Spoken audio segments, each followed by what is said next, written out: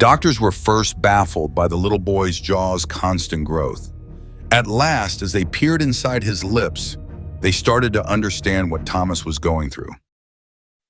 Both Emily and Jake stared at their adorable son. He resembled his elder brother Lucas in appearance, with the exception of a somewhat larger upper jaw. Apart from that, he seemed flawless. Emily only discovered he had trouble holding the milk in when she attempted to nurse him. Despite the nurse's assurances that everything was okay, Emily's maternal instincts told her that her kid was not feeling well. She waited calmly the next morning for the pediatrician to arrive on his rounds. She would ask him to look at young Thomas's nose and lips, even if it was only for her personal comfort. She was certain by now that he was having more difficulty breathing than he should have. Dr. Franklin didn't appear worried about Emily's newborn boy when he presented himself to her that morning. To be sure nothing was amiss, he chose to examine her son after learning that he was coughing up the majority of the milk. His eyes, however, widened as he gazed into Thomas's mouth. He informed Emily without more explanation that he would need to bring the infant to his consulting rooms in order to perform a comprehensive checkup because he needed certain equipment. Even though her little son would have to travel alone, Emily agreed to the examination. Jake, her husband, was unable to go with their child since he was back home with Lucas. Because of the severe discomfort from the C-section during delivery and the fact that she was still hooked up to IVs, she was unable to leave the hospital bed at this time. She watched with sorrow as the nurse escorted the doctor to his office after wrapping her son in a special blanket. Even though it seemed like hours passed, the doctor merely showed up at the doorway 25 minutes later. He requested that she call her spouse so that they could speak together. Jake would tell them what he found when he got there. Emily had started crying at this point. What had happened to her boy? His upper jaw was somewhat larger than she had anticipated, but suddenly it seemed as though they were awaiting a death sentence. Jake hurried to her side to console her and find out what was upsetting the doctor.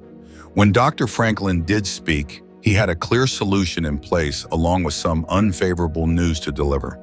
Thomas had a little hole on his palate, which he discovered. The family was lucky that the outside lips were completely intact, and it was not as noticeable as it could have been. The palate had not closed well throughout embryonic development. The youngster was experiencing mild eating issues, which were caused by this. The physician began informing the parents about the necessary procedure. However, as the majority of repairs are often made between 6 months and a year following birth, the treatment may only be performed later. Since every kid develops differently, it was only possible to establish the best timing for the surgery as Thomas developed. Both Emily and Jake were obviously shocked, but they chose to remain upbeat and concentrate on all the blessings for which they were grateful. Establishing a good feeding schedule required some adjusting, but overall, the family was doing well. The next week was their planned vacation, but they decided to postpone it until they were more accustomed to the difficulties they were now facing. The family returned home after a week in the hospital. Emily sought to ignore the truth at first, but tiny Thomas's upper jaw seemed to keep expanding, and eventually she was unable to do so. The size of the upper and lower jaws differed greatly when viewed from a side profile. Dr. Franklin agreed that the family should see a specialist on the follow-up appointment after 2 months. Something more important was obviously happening with Thomas's mouth. Even though he appeared to be a healthy youngster, his parents were no longer able to ignore his unusual traits. Everyone saw the tiny boy's constantly expanding upper jaw, but family and friends were reluctant to react. After seeing the craniofacial expert, the parents received an odd diagnosis they had never heard of before. The physicians were astounded by what they discovered within Thomas's mouth when they inspected it. Thomas was diagnosed with a condition that had no family history of anything even quite similar. Emily and Jake were informed by doctors that their son had a disorder called Pierre-Robin sequence. Since the tongue was a bit farther back in the mouth, this explained the cleft palate, which was frequently linked to the disorder. It also reinforced Emily's suspicion that her son had trouble breathing. The expert clarified that the lower jaw was undeveloped, which caused the face to seem lopsided, but at first it appeared that the upper jaw was growing too quickly. Though at distinct rates, both jaws were expanding. In order to give Emily more advice on how to keep milk from getting into her baby's nose, the doctor called in a feeding therapist.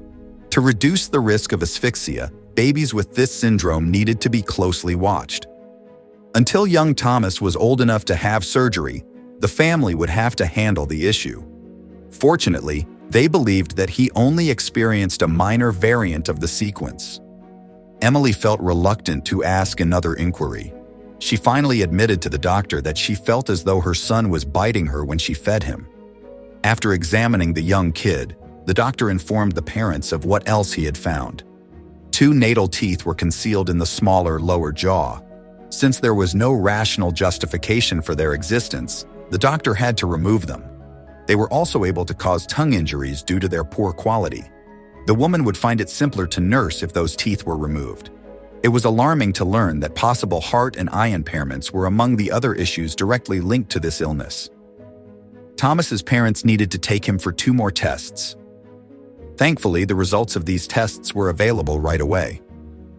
Emily and Jake couldn't contain their tears when the doctors informed them that their baby's heart was healthy and that the eye's anatomy appeared to be in order. Even though they were having difficulties, they had a lot to be grateful for.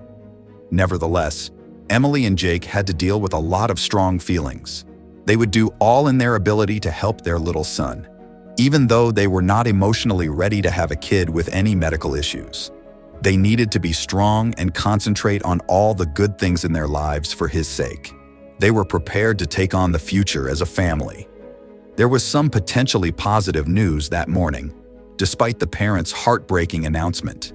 Sometimes, when a youngster gets older, the situation of their jaws growing at different rates resolves itself. Although doctors couldn't guarantee anything, this appeared very likely in Thomas's situation. The family would be able to determine within the first year of their son's life if further surgery to extend the lower jaw would be required, even though the cleft palate would not heal itself.